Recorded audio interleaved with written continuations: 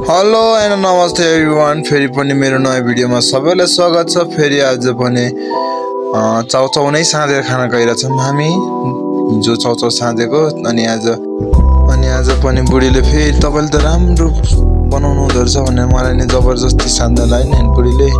अनि टक्कसँग चट्ट पाराले मैले चाउचाउ फोडेर यहाँ बाटामा ठिक पारेको छु। Let's see.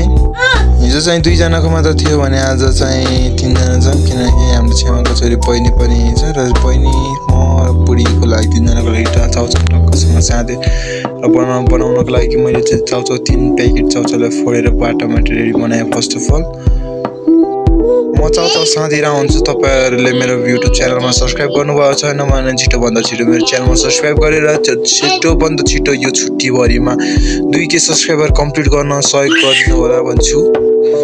चट्ट पाराले यहाँ चाउचाउ रेडी बनाए हैन बाटामा। चाउचाउसँग यहाँ काँक्रा, प्याज, खुर्सानी र टमेटो पनि चट्ट रेडी पारिसके मैले हैन। अनि चक्कुले हल्का सफा गरेर अब यिनीहरुलाई चट चट चट चट चट काटेर रेडी गराउनु पर्ने हुन्छ। मैले प्याज चाहिँ पुरै हाल्दिन, किनकि धेरै प्याज हाल्यो भने अलि नमिठो हुन्छ, सो त्यही भएर धेरै प्याज हाल्दिन। मैले प्याजलाई एउटाको आधा मात्र हाल्छु। प्याज, काँक्रा, खुर्सानी सबैलाई 2 पकल गरेर मैले चट चट चट चट चट चट काट्न गइरहेको छु। अब चट्ट सबैलाई काटेर अब यसलाई मस्त मजासँग मोल्नु पर्ने हुन्छ। अब आयो टोमेटो काट्ने। टोमेटो मलाई चट चट चट चट काटेर एउटा मात्र टोमेटो धेरै मिसाउनु, टोमेटोलाई एउटा मात्र मिसायौँ हामीले। खुर्सानी 2टा खुर्सानी हाल्नुपर्ने हुन्छ चट्टसँग, धेरै पिरो छ यो खुर्सानी, त्यही भएर 2टा मात्र हाल्नुपर्ने हुन्छ।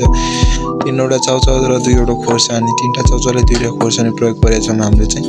प्याज एउटाको आधा भनेपछि हाफ मात्र प्याज युज गर्नेछौँ। टोमेटो एउटा, काँक्रालाई सलादको 3 पिस, सलाद जस्तो 3 पिस काँक्रा।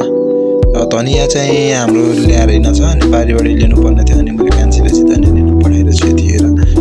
अनि कान्छी धनिया लिएर आउँछु एकछिनपछि। सम्पूर्ण चिज काटिसकेपछि मैले यहाँ चाउचाउमा हालिसकेँ। एन्ड अब चाहिँ अब मसला, चाउचाउको मसलाले पनि हाल्नुपर्ने हुन्छ, किनकि मसला बिना यहाँ स्वादै आउँदैन। हाम्रो चाउचाउमा स्वाद नआउने भएकाले मसला हाल्छु फर्स्टमा। त्यसपछि यसको खुर्सानी कहाँ छ चक्कु, मसला काट्ने कैँची थिएन त चक्कुले काटेको मसला राम्ररी काटिएन मेरो। अनि अब खुर्सानी पनि चट्ट, यसको खुर्सानीलाई चट्ट पिछोड काटेर हाल्छु। अब खुर्सानी हालेपछि अब धनिया, कान्छीले धनिया लिइसके चट चट चट चट चट चट चट चट चट चट चट चट धनिया काटेर अब धनिया पनि हाल्नुपर्ने हुन्छ। लेट्स सी अब चाउचाउ कस्तो हुन्छ मोलेको चाउचाउ। दिनकै यस्तो साँधेको चाउचाउ अदुवा हाले, अदुवा भनिन्छु, निम्बु हाल्यो, एउटाले 2 पिस पारेर निचोडेर निम्बु हाले। यो चाहिँ सर्लक्क मोलेर खानुपर्ने हुन्छ। तपाईहरु यो नसोच्नुस् कि दिनकै साँधेको चाउचाउ मात्र खान्छ भनेर नसोच्नु, किनकि आज हिजो साँधेको चाउचाउ बनाएको एन्ड आज पनि कान्छीले मन पर्यो भनेर आज नि बनाउने, त्यही खाने भनेर कान्छीले भन्यो। अनि त्यही भएर हामी चाहिँ फेरि आज पनि यो खाना लगाएको हो। अब रेडी भइसक्यो चट्ट। बहिनीलाई चाहिँ अर्को छुट्टै कटोरामा दियौँ र अब हामी 2 जना चाहिँ बसेर खान्छौँ चट्टसँग। हामीले आज पनि हिजो पनि चाउचाउ साँधेर मात्र खायौँ। ल कस्तो, बुढीले चाहिँ मलाई भिडियो बनायो भनेर मिठो रहेन तपाईँले बनाएको त मिठो रहेन भन्दै खाएर थियो हामी। अनि चट्ट साँधेको चाउचाउसँग हामी मही स्वाई मही खाँदै आजको दिन यसरी नै बितायौँ। लेट्स सी तपाईहरुलाई कस्तो लाग्छ भिडियो, प्लिज कमेन्ट छोड्नु होला। एन्ड मन परेमा लाइक एन्ड सब्स्क्राइब गर्नु होला। मेरो जल्दी भन्दा जल्दी 2K सब्स्क्राइबर पुर्याउनु पर्ने छ। लेट्स सपोर्ट गर्नुहोस्।